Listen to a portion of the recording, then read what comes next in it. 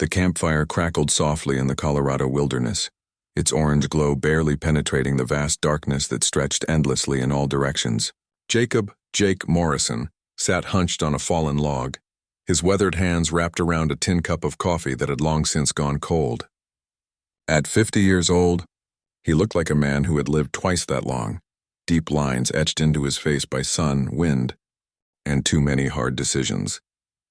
The Colt .45 that had made him famous throughout the territory rested in its holster at his hip, but these days it felt more like a burden than protection. Jake Morrison, the gunfighter who had cleaned up 3 towns and survived more duels than any man had a right to, now spent his evenings alone, talking to ghosts and nursing regrets that no amount of whiskey could wash away. His horse, a graying Mustang named Thunder, stood tethered nearby, occasionally snorting or stamping at the ground. Even the animal seemed to sense the melancholy that hung around Jake like morning fog in the mountains. They had been traveling together for 3 years now, ever since Jake had left Pueblo after burying his wife Sarah and their 8-year-old son Michael. The consumption had taken them both within 6 months of each other, leaving Jake with nothing but an empty house, a reputation he no longer wanted, and skills that seemed pointless in a world without anyone to protect. He had sold everything, taken only what he could carry, and ridden north into the Colorado mountains with no destination in mind, just the need to keep moving. To stay ahead of the memories that chased him like wolves, the high country suited his mood. Up here, above the tree line where the air was thin and the silence was complete, a man could disappear into the landscape and forget for a while that he had ever been anything other than another piece of the wilderness. Jake had been camping in this particular valley for 3 days, drawn by a small stream that provided fresh water and a natural windbreak formed by ancient granite boulders. He stared into the flames, seeing faces in the dancing light, Sarah's gentle smile, Michael's bright eyes full of questions about everything. His son had been fascinated by his father's reputation, always begging for stories about the outlaws and desperados Jake had faced down. Jake had tried to explain that there was nothing glamorous about killing, that every man he'd shot had probably had a family somewhere who mourned him. "You're one of the good guys." "Pa," Michael had said once with the absolute certainty that only children possess. "You protect people who can't protect themselves." But who was there left to protect? The frontier was changing, becoming civilized. Towns had sheriffs and judges now instead of relying on hired guns like Jake. The railroad was bringing law and order to places that had once been wild and free. Men like him were becoming relics, outdated as the buffalo that had once roamed these same mountains in vast herds. A sound in the darkness made Jake's hand drift instinctively toward his gun, but he didn't draw. After 30 years of staying alive by reading danger in every shadow, he had developed an almost supernatural sense for threat.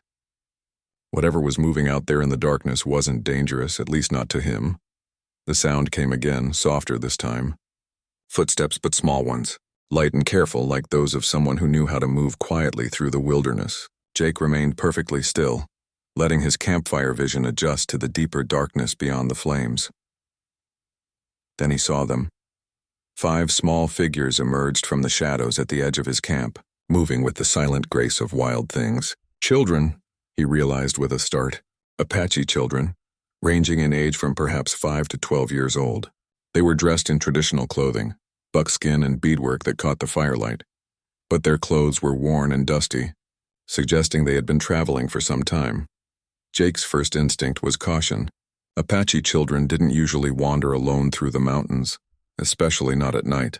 Where there were children, there were usually adults nearby, and Jake had no desire for a confrontation with Apache warriors. But as the children drew closer to his fire, he could see something in their faces that made him hesitate to reach for his weapon. They weren't afraid of him. In fact, they were smiling. The oldest child, a girl with intelligent dark eyes and long braids decorated with small feathers, stepped forward first. She studied Jake's face for a long moment, then said something in Apache to the other children. They giggled, and moved closer to the fire. Without invitation or apparent fear, they sat down in a semicircle around the flames, as if joining him for an evening gathering. The youngest, a boy who couldn't have been more than 5, looked directly at Jake with eyes that seemed far too wise for his age and spoke a single word in accented English. Grandfather. Jake stared at the 5 children arranged around his campfire, his mind struggling to process what was happening. In 30 years of living on the frontier, he had encountered Apache warriors, traded with Apache merchants, and even shared temporary truces with Apache bands during harsh winters. But this, 5 unaccompanied children appearing out of the darkness to join his solitary camp, was unlike anything in his experience. The oldest girl seemed to be the leader of the small group. She had the bearing of someone accustomed to responsibility despite her young age. When she spoke, the others listened with the kind of attention that suggested she often made decisions for all of them. "You are Jake Morrison," she said in careful but clear English, surprising him further. "The gunfighter who helped the Jicarilla Apache 2 winters ago." Jake frowned, searching his memory. 2 winters ago, he had been drifting through New Mexico, earning what little money he needed by taking odd jobs that required his particular skills.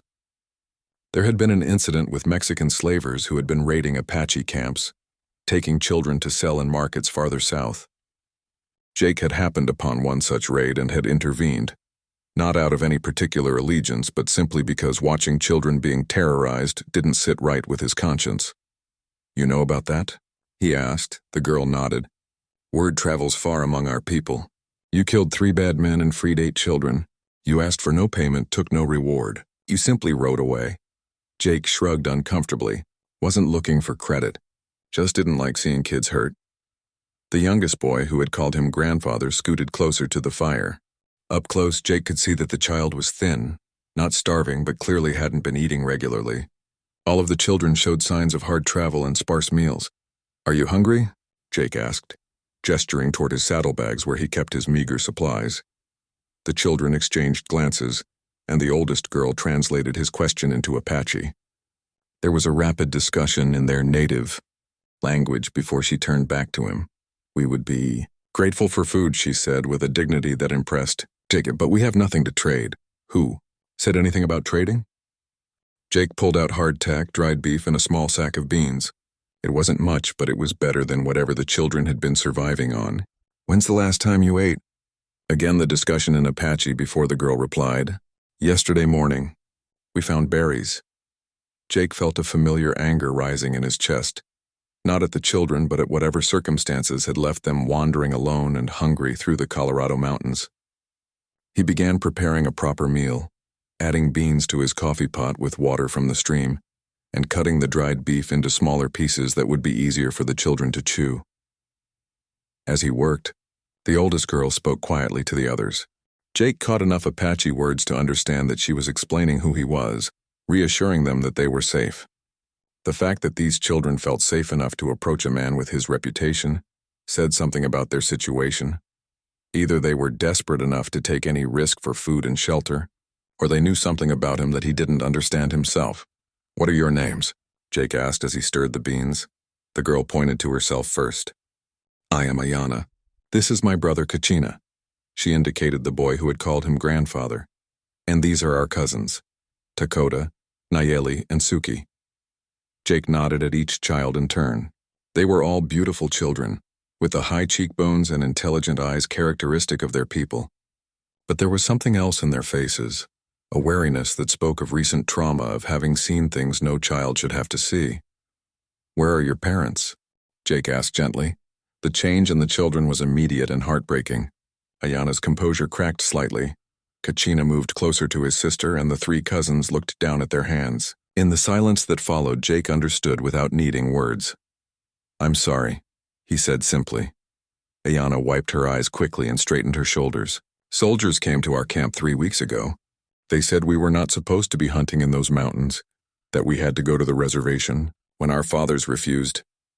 She didn't finish the sentence. Jake felt the familiar cold anger that had once made him one of the most feared gunfighters in the territory. Military actions against Apache bands were common, often justified by land disputes or violations of treaty boundaries that the Apache had never agreed to in the first place. But attacking a camp with children was the work of men who had forgotten what they were supposed to be protecting. "How did you escape?" he asked. "Ayana hid us in a cave when the shooting started," Kachina said, speaking for the first time since his greeting. His English was less polished than his sister's, but perfectly understandable. She saved us. Jake looked at the 12-year-old girl with new respect, leading 4 younger children through the wilderness for 3 weeks, keeping them alive and moving. Avoiding patrols and predators, it was a feat that would have challenged experienced adults. Where were you heading? North, Ayana replied, to find our grandmother's people near the Wyoming border. But Kachina heard stories about you, about the man who helps children. He said you would know what to do. Jake's throat tightened. The last thing he wanted was to be responsible for anyone else, especially children. He had failed to protect his own son. What made these kids think he could protect them? But looking at their faces in the firelight, hopeful, trusting, exhausted, he found himself unable to voice those doubts. Why did you call me grandfather? He asked Kachina. The little boy smiled, the first truly carefree expression Jake had seen from any of them. Because you have sad eyes like my grandfather had, but kind hands like him too. And because, he paused, searching for the right words, you smell like someone who misses children. The observation hit Jake like a physical blow. Out of the mouths of babes, his Sarah used to say when Michael would make some surprisingly wise comment. This Apache child had seen right through his armor to the heart of his grief. As the beans finished cooking and Jake began serving food to the hungry children, he realized that his solitary journey through the Colorado wilderness had just taken a turn he never could have anticipated. Whether he was ready or not, he was no longer alone. Dawn crept across the Colorado high country like a shy animal, painting the peaks in shades of rose and gold. Jake had slept poorly, unused to the responsibility of watching over anyone besides himself. Every sound in the night, wind through the pines, the call of a distant owl, the settling of cooling rocks had brought him instantly awake, hand moving to his gun before his mind fully engaged. The children had slept peacefully, curled together near the dying embers of the fire like a litter of puppies seeking warmth and comfort. Even in sleep, Ayana kept one protective arm around her younger brother, and Jake could see that she never fully relaxed, always listening for danger even in her dreams. As the sun climbed higher, the children began to stir. Kachina was the first to wake, sitting up and looking around with the quick alertness of someone accustomed to potential threat. When he saw Jake sitting nearby, whittling a piece of wood with his knife, the boy smiled and said, "Good morning, grandfather." The title still felt strange, but Jake found he didn't mind it as much as he had expected. "Morning, son." "Sleep well?" Kachina nodded and moved closer to watch Jake's handiwork. "What are you making?" "Nothing much. Just keeping my hands busy." It was a nervous habit Jake had developed since Sarah's death, the need to occupy his hands with simple, repetitive tasks that quieted the restless energy in his mind. The other children woke gradually, and soon Jake found himself preparing breakfast while 5 young faces watched his every move with curiosity and hope. It struck him how different this was from his usual solitary morning routine. For 3 years he had risen, eaten cold rations, broken camp, and ridden on without speaking to another soul for days at a time. "Mr. Morrison," Ayana said as she helped distribute portions of cornmeal mush, "we need to tell you something important." The formality in her tone caught Jake's attention. "What is it?" "The soldiers who attacked our camp. They are still looking for us. We heard them asking questions in a trading post 2 days ago. They told people we were dangerous, that we had stolen horses and weapons." Jake's jaw tightened. It was an old story. Military forces covering their mistakes by painting survivors as criminals. "Did you steal anything?" "No," Ayana replied firmly. "We took only what we could carry when we ran. But the soldiers want to find us before we can tell anyone what really happened." Jake understood the implications immediately. 5 Apache children telling stories about a military massacre wouldn't sit well with territorial authorities, who were trying to maintain peace through force. Dead children couldn't contradict official reports. "How close are they?" "We don't know." Dakota spoke up for the first time, a boy of perhaps 8 with serious eyes.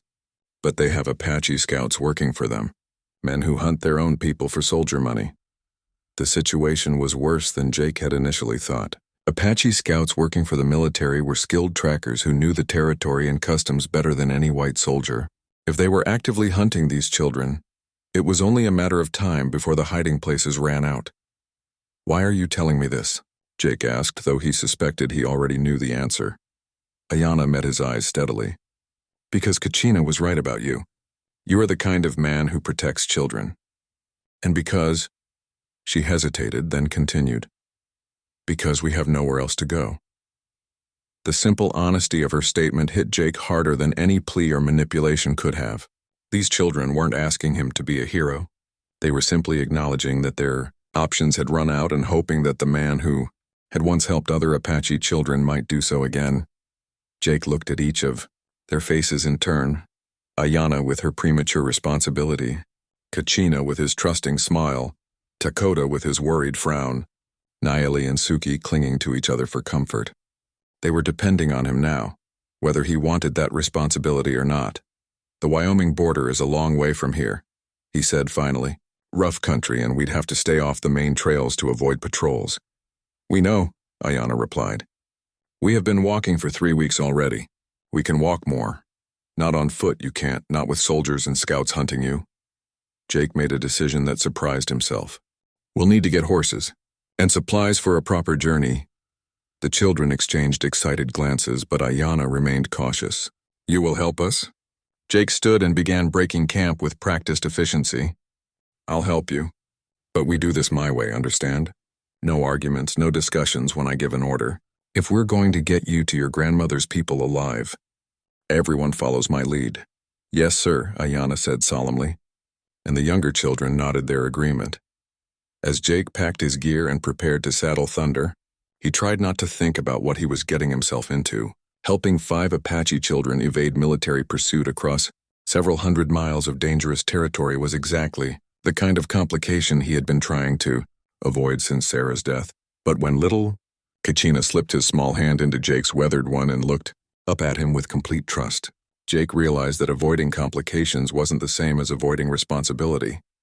These children needed someone to believe in, and somehow, despite all his failures and regrets, they had chosen him. Come on, kids, he said, lifting Kachina onto Thunder's back. Time to get moving. We've got a long way to go, and people to stay ahead of. As they left the campsite and headed deeper into the Colorado wilderness, Jake Morrison, the widowed gunfighter who had thought his life was effectively over, began to discover that sometimes the most important journeys are the ones you never plan to take. 3 days into their journey north, Jake's worst fears began to materialize. They had been traveling through the high country, following game trails and staying well clear of established roads, but even in the wilderness, signs of pursuit were becoming impossible to ignore. It started with distant smoke signals, thin columns rising from strategic peaks in a pattern that Jake recognized as military communication. Then came the tracks, shod horses moving in formation through areas where no honest travelers had business being. Most telling of all were the Apache signs they found at water, sources, broken branches, and arranged stones that meant nothing to white eyes but conveyed clear messages to those who knew how to read. They're closing in, Ayana said quietly as they studied the latest set of tracks near a mountain stream. The children had proven surprisingly good at staying quiet and alert during the journey, but Jake could see the strain wearing on all of them. How many? Jake asked, though he was already counting hoofprints in the soft earth beside the water. 12 horses, maybe more, Dakota replied. The boy had shown an aptitude for tracking that impressed even Jake. And look here, unshod hoofprints mixed with the others. Jake nodded grimly. Apache scouts, just as the children had feared. The combination of military discipline and Apache tracking skills made for dangerous pursuers. They're maybe half a day behind us, Jake estimated, studying the depth and crispness of the tracks, but they're moving faster than we are. Kachina, who had been riding double with his sister on one of the horses they had acquired from a remote trading post, looked up at Jake with worried eyes. Will they catch us, grandfather? Jake knelt down to the boy's level, seeing his own son's face in the child's frightened expression. Not if I can help it, son, but we need to be smart about this. He gathered all 5 children around him, spreading out a crude map he had drawn on a piece of leather. We've got 2 choices. We can keep running and hope we stay ahead of them until we reach Wyoming, or we can find a place to make a stand. What does that mean? Little Nayeli asked, speaking up for the first time since they had left camp. It means we find somewhere we can defend ourselves if they catch up to us, Jake explained. Somewhere they can't surround us or use their numbers against us. Ayanna studied the map with the seriousness of an adult. There, she said, pointing to a narrow canyon Jake had marked about 10 miles ahead. My grandfather told stories about this place. Whitestone Canyon. There is only one way in or out and the walls are too steep to climb. Jake frowned. That could trap us just as easily as protect us. No, Dakota shook his head. Ayanna is right. My father hunted there once. There are caves in the back wall hidden behind fallen rocks. A good place to hide or to fight if hiding doesn't work. The boy's matter-of-fact mention of fighting made Jake's chest tighten. These children had already seen too much violence in their young lives. The thought of subjecting them to more went against every protective instinct he had developed as a father.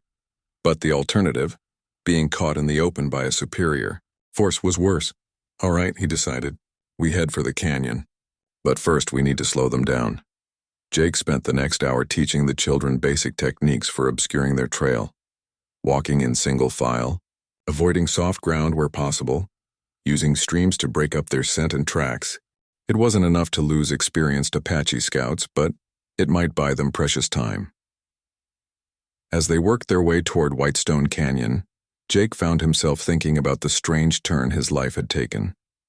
3 years ago, he had been a man with a purpose, protecting his family, building a life with Sarah, raising his son to be better than the world around him. After their deaths, he had become a drifter, a man without connections or responsibilities. Now, unexpectedly, he found himself responsible for 5 young lives that depended entirely on his skills and judgment. The irony wasn't lost on him that it had taken losing his own family to teach him how much he needed to be needed by someone. Grandfather, Kachina said as they reached the entrance to Whitestone Canyon, "Are you scared?" Jake looked down at the boy, remembering all the times Michael had asked him similar questions.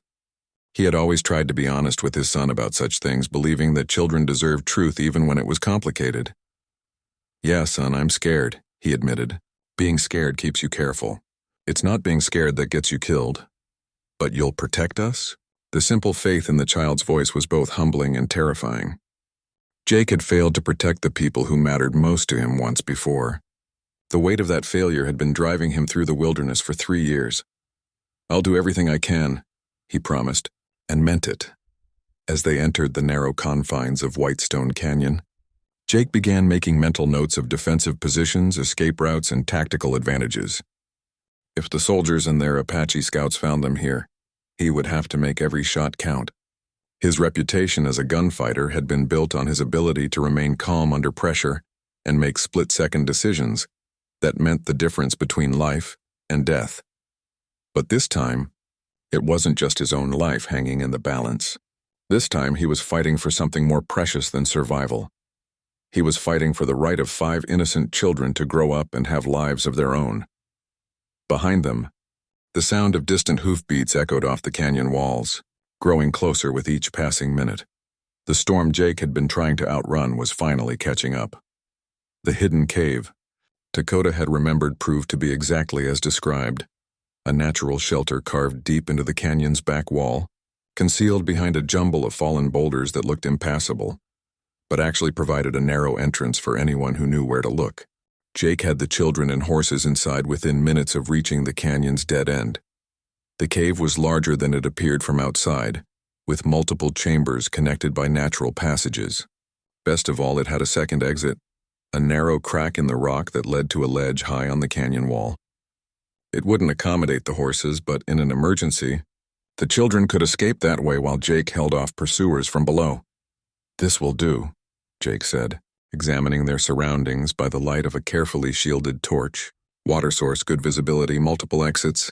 Whoever your grandfather was, Dakota, he knew how to pick a hideout. The boy smiled with pride. He fought many battles against enemies who wanted to drive our people from these mountains. He always said the land itself would help those who respected it. Jake positioned the children in the safest part of the cave, then set about preparing defenses. He had 2 rifles and his pistol, plus ammunition enough for a sustained fight if it came to that.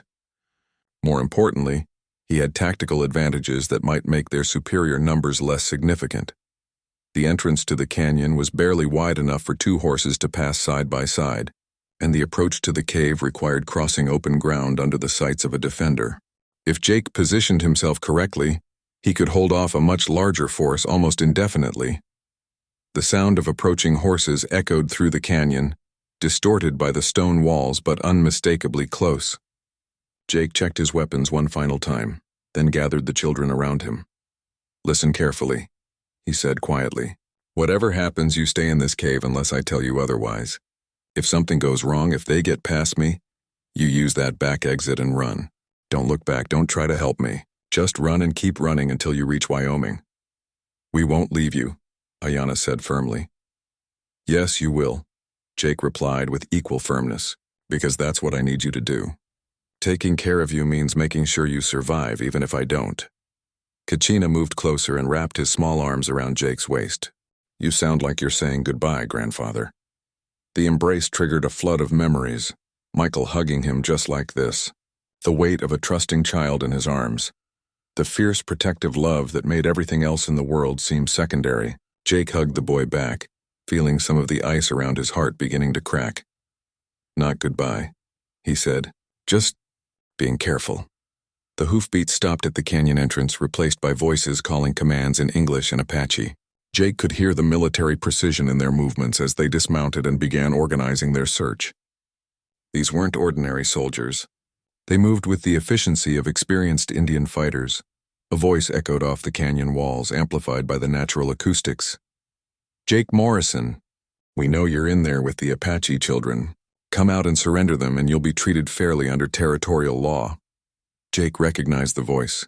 Captain William Hayes, a career cavalry officer with a reputation for ruthless efficiency in dealing with Indian problems. Hayes had been involved in several controversial actions against Apache bands, always managing to justify his methods through official reports that painted his targets as dangerous hostiles. "What's your definition of fair treatment, Captain?" Jake called back, not revealing his exact position. "The children will be returned to the reservation where they belong. You'll be charged with harboring fugitives, but given your past service to the territory, I'm authorized to offer clemency." Jake almost laughed at the transparent lie. Hayes had no intention of letting any of them live to contradict his version of events. The children had seen too much, knew too much about what had really happened to their families. "Counteroffer, Captain," Jake shouted. "You and your men ride out of here now and I won't kill any of you. These children are under my protection." The silence that followed was broken by harsh laughter. Jake Morrison, the famous gunfighter, threatening a full squad of cavalry soldiers. "You're outnumbered 12-1, old man. This isn't one of your saloon duels."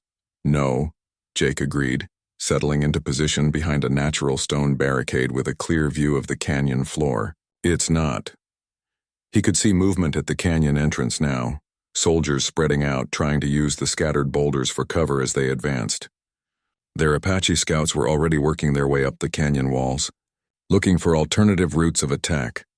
Jake waited until the first soldier broke cover, then fired a single shot that sent the man diving back behind his boulder with a curse. The sound of the rifle shot echoed like thunder in the confined space. "Next one won't be a warning shot," Jake called out. For a moment, the canyon was silent except for the nervous shuffling of horses and the whispered commands of officers trying to maintain control of the situation. Then Captain Hayes made his decision, and the battle for Whitestone Canyon began in earnest. What followed was unlike any gunfight Jake had ever experienced. This wasn't the quick, brutal exchange of bullets that had characterized his duels with outlaws and desperados. This was a siege, a deadly game of patience and precision that stretched his skills to their absolute limit. The soldiers had two advantages: numbers and time. They could afford to pin him down, probe for weaknesses, and wait for him to make a mistake or run out of ammunition. Jake had different advantages: superior position, intimate knowledge of his defensive terrain, and the desperate motivation of a man protecting children who trusted him completely. For the first hour, it was a battle of nerves more than bullets. The soldiers would advance in small groups using covering fire and tactical movement, only to retreat when Jake's accurately placed shots made their positions untenable. He never aimed to kill unless absolutely necessary, but his reputation for marksmanship kept them honest about taking cover. The Apache scouts proved more dangerous than the cavalry soldiers. They moved like ghosts through the rocks, using traditional hunting skills to approach the cave from unexpected angles. Jake found himself fighting a three-dimensional battle, watching not just the canyon floor but the walls and ledges where silent figures might appear at any moment. During a brief lull in the fighting, Ayanna crept up beside him. "There are too many of them," she whispered. "You can't watch everywhere at once." Jake nodded grimly. He had come to the same conclusion. His position was strong, but it wasn't impregnable. Sooner or later, the scouts would find a way around his defenses. "Remember what I told you about the back exit?" he said quietly. "We remember, but we also remember what you said about protecting us." Ayanna's voice carried a steel that reminded Jake she was older than her years, forced to grow up too fast by circumstances beyond her control. "I can do my job better if I know you're safe." Before Ayanna could respond, movement caught Jake's eye. A flash of buckskin against the red stone of the canyon wall. An Apache scout had found a route along a narrow ledge, working his way toward a position that would give him a clear shot into the cave. Jake shifted his aim and fired, the bullet striking sparks from the stone inches from the scout's head. The man pressed himself against the cliff face, temporarily pinned but not eliminated. That's when Jake heard it, a sound that made his blood run cold.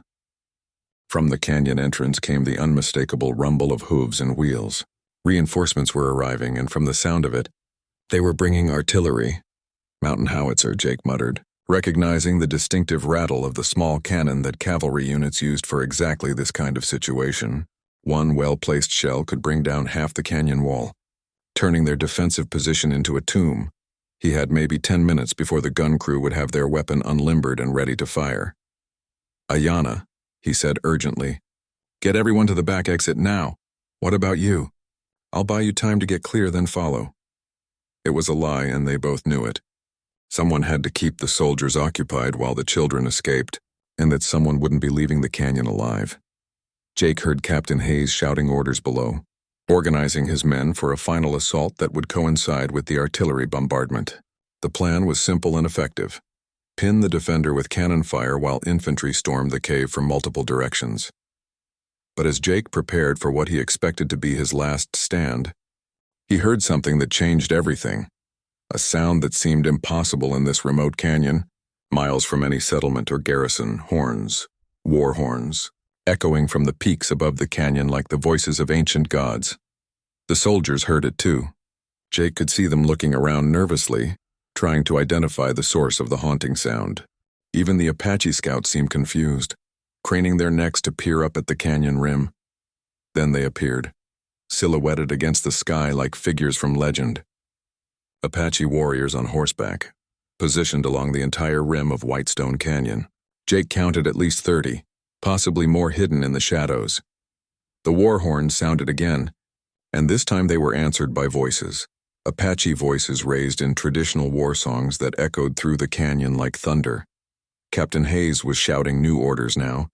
His tactical situation suddenly and drastically changed. He was no longer besieging a single gunfighter and 5 children. He was trapped in a narrow canyon with an unknown number of Apache warriors holding the high ground. "Jake Morrison," a new voice called from above, speaking accented but clear English. "Are the children safe?" Jake looked up and saw an elderly Apache warrior seated on a magnificent paint horse, his weathered face partially hidden by traditional war paint. The man's bearing and the deference shown by the other warriors marked him as a chief of considerable importance. "They're safe." "Chief?" Jake called back. "Then it is time for these soldiers to leave our sacred canyon," the chief replied. His voice carried easily through the still air, reaching every corner of the stone amphitheater. The warriors on the rim began to move, not charging but repositioning themselves with practiced efficiency. Jake could see rifle barrels glinting in the sunlight, all pointed down into the canyon where Captain Hayes and his men found themselves suddenly, completely outmaneuvered. For the first time since the siege began, Jake allowed himself to hope that they might all survive this day. The standoff that followed was tense but brief. Captain Hayes found himself in an impossible tactical position, outnumbered, outflanked, and trapped in terrain that heavily favored his opponents. The mountain howitzer that was supposed to be his trump card was useless. Any attempt to fire it would likely trigger an avalanche of arrows and bullets from the warriors positioned along the canyon rim. "Chief," Hayes called upward, his voice carefully respectful despite the circumstances. "I am Captain William Hayes of the Colorado Territorial Cavalry. These children are fugitives from federal justice. I'm authorized to. You are authorized to die in this canyon if you do not leave immediately, the old chief interrupted, his voice carrying the absolute authority of a man accustomed to being obeyed without question. These are not fugitives. These are survivors of your massacre. The word massacre hung in the air like a physical presence. Jake could see the visible flinch it triggered among some of the soldiers. Men who perhaps knew more about recent military actions against Apache bands than they wanted to admit. Chief, I don't know what stories you've been told. Hayes tried again. But these children were part of a hostile band that attacked a military supply train. We were forced to silence. The single word spoken quietly somehow carried more menace than any shout could have. I am Grey Wolf, war chief of the Northern Cheyenne and brother to Standing Bear, whose children you murdered 3 weeks ago. Jake felt the pieces clicking into place. These weren't random Apache children. They were the grandchildren of one of the most respected war chiefs in the territory. No wonder word of their survival had traveled so quickly through the tribal networks. Standing Bear was my son-in-law. Grey Wolf continued, his voice heavy with grief and controlled rage. The children you hunt are my blood. The man who protects them has earned my respect and gratitude. Hayes was sweating now despite the mountain air. Chief Grey Wolf, this is sovereign U.S. territory. Any military action against federal forces will be justified as protection of innocent children from soldiers who murder families and lie about it in their reports. Grey Wolf finished. Tell me, Captain Hayes, what will your report say about this day? That you were defeated by a single gunfighter? Or that you were outnumbered by superior tactics? The old chief's words carried the sting of professional humiliation. Hayes had walked into a trap of his own making, and everyone in the canyon knew it. From his position in the cave, Jake could see the soldiers looking nervously at their commanding officer, waiting for orders that would either get them killed or get them out of an impossible situation. The Apache scouts who had been working for the military were notably absent. They had melted away at the first sound of the war horns, unwilling to fight against their own people for soldier pay. What do you want? Hayes finally asked, his voice tight with frustrated anger. Justice, Grey Wolf replied simply. The children will go to their grandmother's people in Wyoming where they belong. The man who protected them will be honored for his courage. And you, the chief paused meaningfully, will return to your superiors and explain how you lost 12 men chasing 5 orphaned children through territory you claim to control. Jake could see Hayes calculating odds and options, none of them good. Fighting was suicide, but retreat meant admitting failure and possibly facing questions about what had really happened to the children's families. I want to speak with Morrison, Hayes called out finally. Jake emerged partially from his cover, keeping his rifle ready but not directly threatening. I'm listening. This doesn't have to end badly for everyone, Hayes said, his tone shifting to something approaching reasonableness. You've got a reputation as a man who understands the law. Help me resolve this peacefully. Peace sounds good to me, Jake replied. Here's my terms. You and your men ride out of here now and don't come back. The children continue their journey to Wyoming under my protection. In exchange, we all forget this incident ever happened. And if I refuse,